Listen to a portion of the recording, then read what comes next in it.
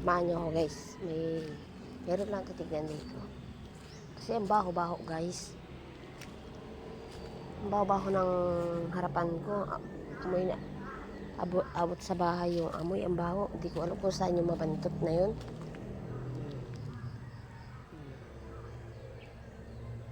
Hinahanap ko siya guys eh. Hindi ko siya makita. Yun ang mahirap pag may hinahanap ka, di mo makita. Wala rito guys eh. Saan kaya dito yun? Wala rito guys eh. Wala rito sa mga tanim ng kapatid ko. Wala rito sa paligid niya. Wala rito guys. Saan kaya banda yun? Nalalanghap namin yung ano, yung amoy niya. Wala naman dito oh. Kawawa naman yung mga nilabahan ng mama ko. Ang dami pa naman yung nilaban. Kahapon naglaba yun. Ang dami-dami niyang nilaban. Tignan nyo guys. Ang dami niyang nilaban niya yun. Diyan oh.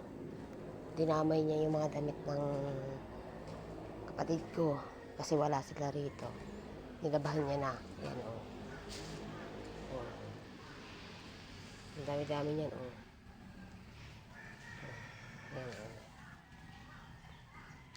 Dinamay na ng mama ko yung mga kanilang labahin oh.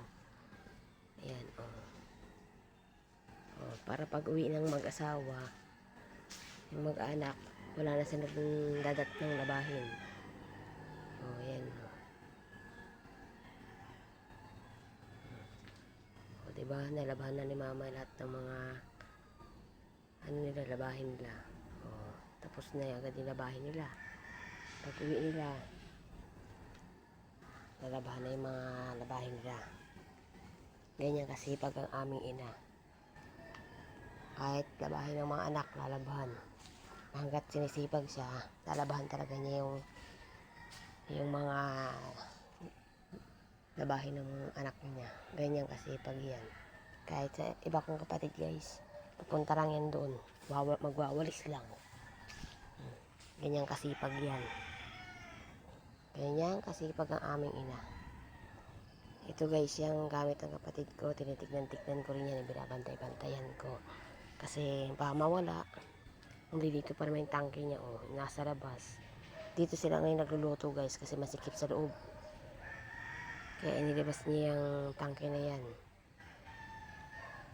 Dito sila nagluluto na, dahil masikip sa loob daw. Diba guys? Sinare ko lang tong video ko dahil ano talaga ako sa amoy kanina. Yan guys, hanggang dito na lang. Isinare ko lang to. Thank you.